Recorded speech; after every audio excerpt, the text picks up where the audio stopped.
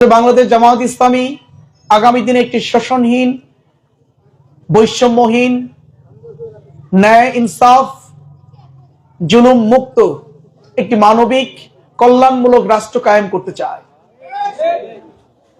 যেখানে থাকবে না কোনো জুলুম, বেইনসাফি, সবাই ইনসাফ পাবে, সবাই সুবিচার পাবে, যেখানে আর কোনো মাকে সন্তান হারানোর জন্য তাকে কাঁদতে হবে না, কোন বোনকে ধর্ষণের শিকার হয়ে তার জীবনকে নষ্ট হতে হবে না, আর কাউকে মিথ্যা মামলায় অভিযুক্ত করে জেলখানায় যেতে হবে না, মিথ্যা মামলায় অভিযুক্ত হয়ে মিথ্যা সাক্ষী বানিয়ে কাউকে আর মৃত্যুর কারাদণ্ডে ওই ফাঁসির মঞ্চে যেতে হবে না ইনশাআল্লাহ। আমরা চাই এমন একটি সমাজ, এমন একটি রাষ্ট্র যেখানে একজন নাগরিক হিসেবে নাগরিক অধিকার নিয়ে আমার দলের পরিচয় চাইতো আমি বাংলাদেশের নাগরিক, এই পরিচয়টা হবে আমার সবচেয়ে বড় পরিচয়। এই পরিচয়ে আমরা একসাথে বসবাস করব। হতে পারে আমার রাজনৈতিক ভিন্নতা থাকতে পারে, আমরা একসাথে বসবাস করব, একসাথে উঠা বসা করব, একে অপরের সাথে মহব্বতের সাথে থাকব, আমরা সম্প্রীতির বন্ধনে, সৌহার্দ্যের বন্ধনে আবদ্ধ থাকব। আমাদের মধ্যে হিংসা বিদ্বেষ থাকবে না, আমাদের মধ্যে প্রতিহিংসা থাকবে না, আমাদের মধ্যে জুলুম থাকবে না, আমাদের মধ্যে মিথ্যা মামলা থাকবে না।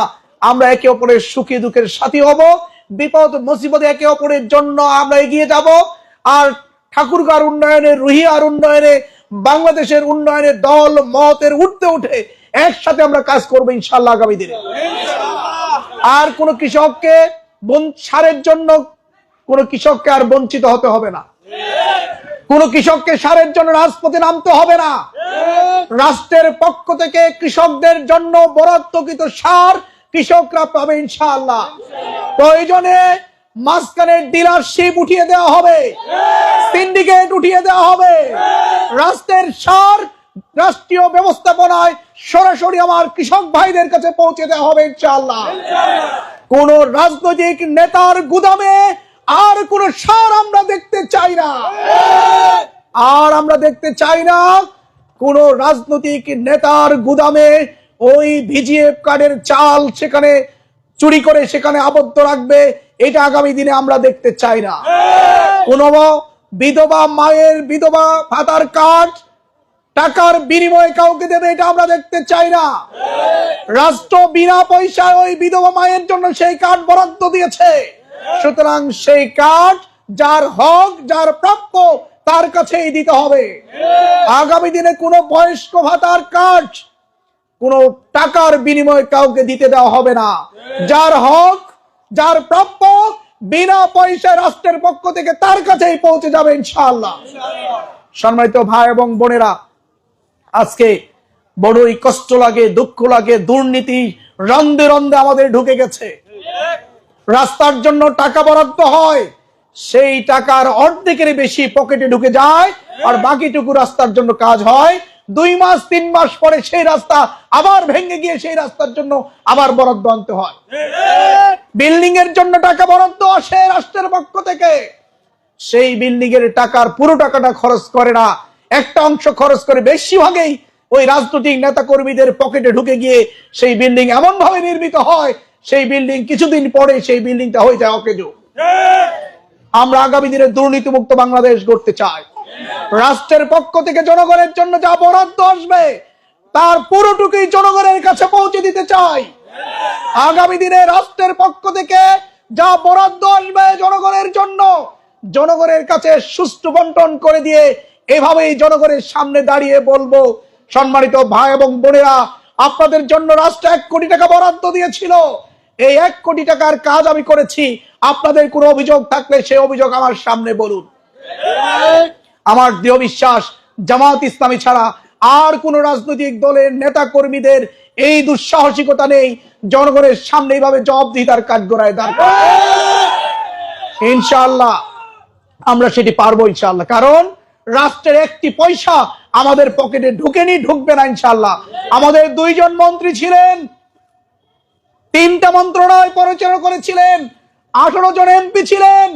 2007 এবং 2008 সালে দুর্নীতি বিরোধী অভিযানে জামায়াত ইসলামী ছাড়া সকল রাজনৈতিক দলের এমপি মন্ত্রীদেরকে জেলখানায় যেতে হয়েছিল, আমাদের মন্ত্রী এমপিদেরকে জেলখানায় যেতে হয়নি। কারণ সার্চ লাইট দিয়েও আমাদের মন্ত্রী এমপিদের বিরুদ্ধে কোনো দুর্নীতির এক পয়সাও তারা খুঁজে পায়নি। এটাই প্রমাণ করে জামাত ইসলামী দুর্নীতি মুক্ত বাংলাদেশ গড়তে পারে। আমাদের মন্ত্রীরা আপনারা দেখেছেন, মাওলানা মতিউর রহমান নিজামী রাহিমাহুল্লাহ, তিনি এক সময় তিনি কৃষি মন্ত্রী ছিলেন, পরবর্তী সে শিল্প মন্ত্রণালয়ের দায়িত্ব পেয়েছিলেন। তিনি এই শিল্প মন্ত্রণালয়ের দায়িত্ব পালন করাকালীন সময়ে সারা বাংলাদেশের সুগার মিলগুলোকে তিনি লাভজনক প্রতিষ্ঠানে পরিণত করেছিলেন। কিন্তু দুর্ভাগ্যজনক, তার এই দায়িত্বের মেয়াদ শেষ হওয়ার পরে এক এক করে এই সুগার মিলগুলোর অধিকাংশই বন্ধ হয়ে গিয়েছে। একটা দেশের জন্য শিল্প কলকারখানা খুবই বেশি প্রয়োজন।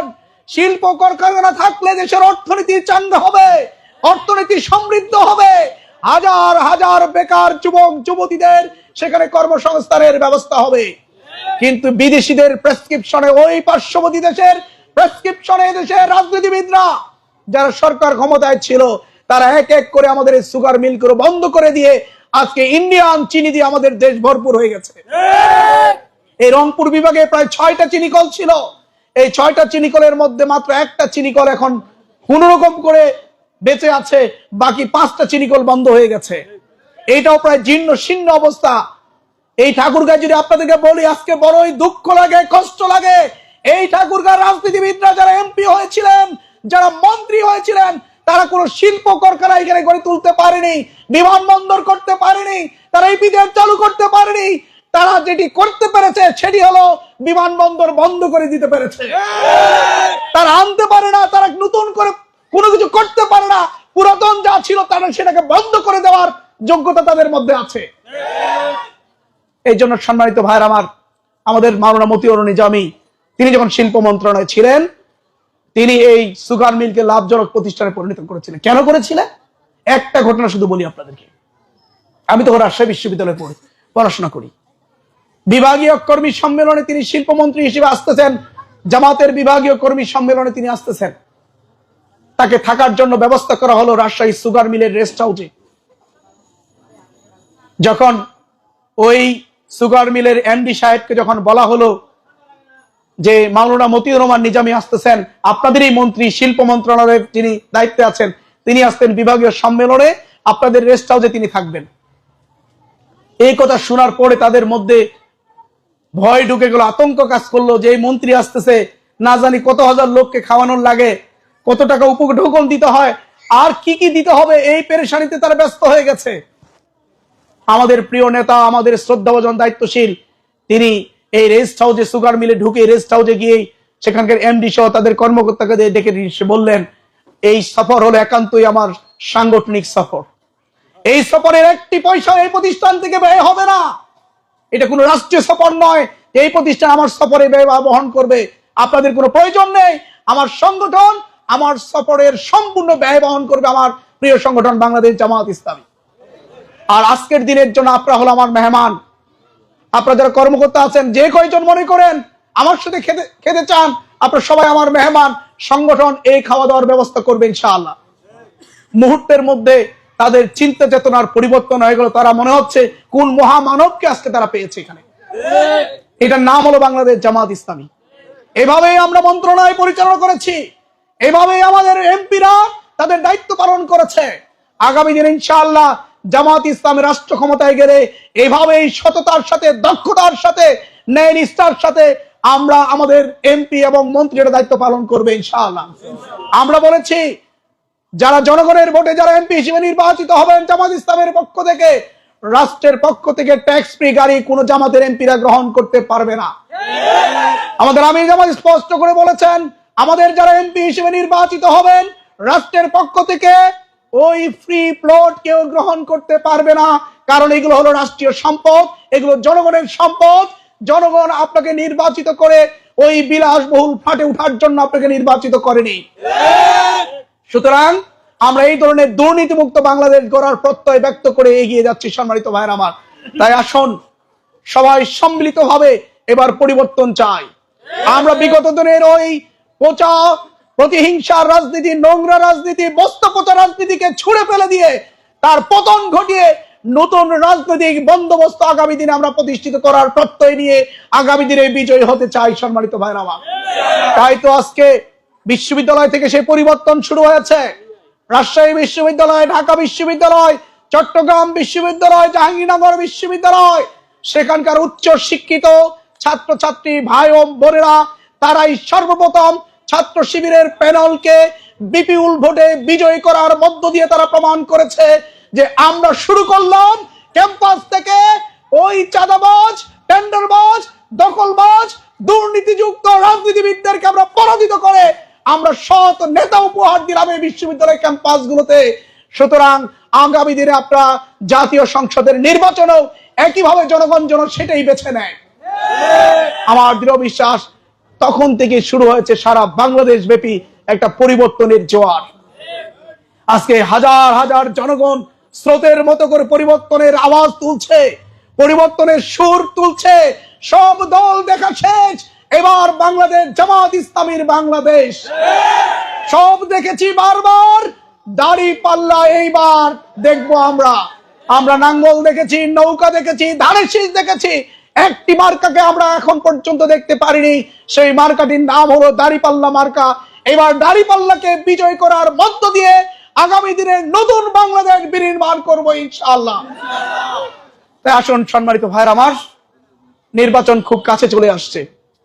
এই নির্বাচনের আগে এখানে জামাত ইসলামীর রুইয়া 1 নম্বর রুইয়া ইউনিয়নের কার্যালয় এখানে আজকে উদ্বোধন হচ্ছে। আমি সম্মানিত নেতৃবৃন্দ এবং কর্মীদেরকে বলবো, আমি অনুরোধ করছি এই কার্যালয় যেন শুধুমাত্র দলীয় কার্যালয় না হয়। আমি চাই জামাত ইসলামীর অফিস মানেই হলো জনগণের অফিস।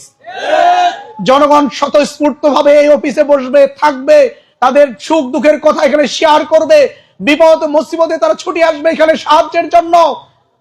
আর আমাদের নেতা কর্মীরা তাদের কথা শুনে তাদের সাহায্যে এখান থেকে এগিয়ে যাবে ইনশাআল্লাহ।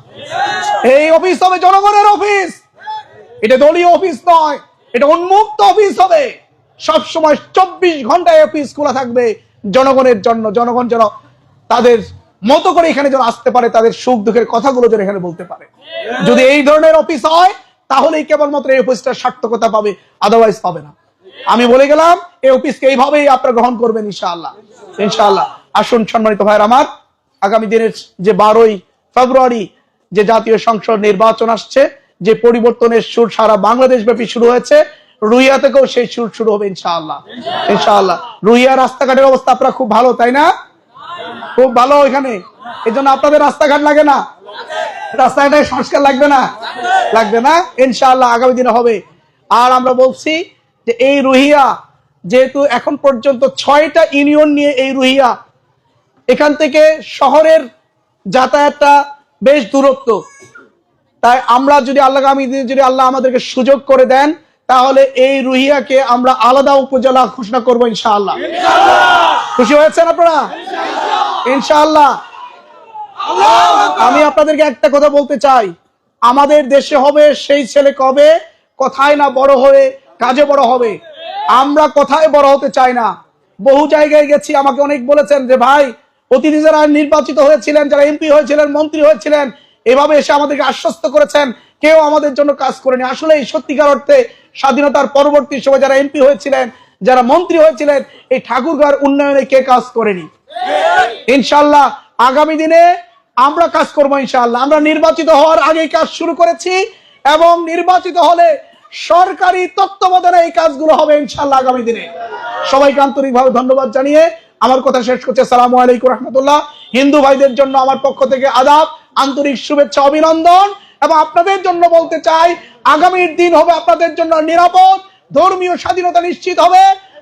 আমাদের মসজিদ ঈদগাহ যেভাবে পাহারা দিতে হয় না, আগামী দিনে আপনার মন্দির যেন পাহারা দেওয়া না লাগে তার ব্যবস্থা আমরাই করবো ইনশাআল্লাহ।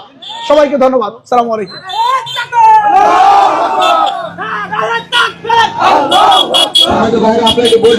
আমাদের একটু তোমার কাছে আপনাদের জন্য ইনশাআল্লাহ এখন দোয়া হবে।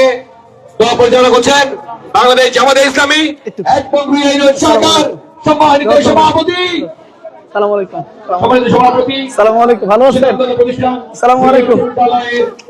মৌলভী শিক্ষক ভালো আছো? স্যারকে ভালো আছো বাবা? জি জি আছি আলহামদুলিল্লাহ। আসসালামু আলাইকুম। সালাম বাবা, ভালো আছো তুমি? কেমন আছো হুজুর?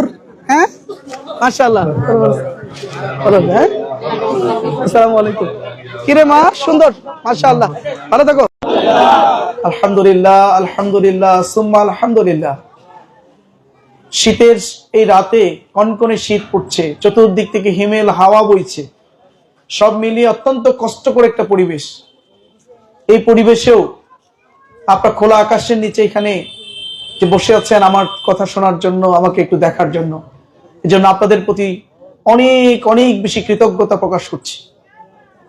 আল্লাহ রাব্বুল আলামিন এর উত্তম যা যা আপনাদেরকে দান করুন।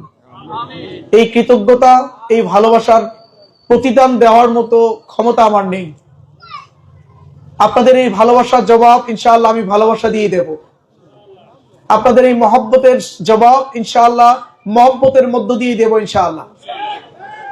এইভাবেই আমাদের ভালোবাসা মহব্বত গুলো অটুট থাকবে আমৃত্যু পর্যন্ত ইনশাআল্লাহ। আল্লাহ আমাদের কবুল করুন। সম্মানিত ভাই এবং বোনেরা,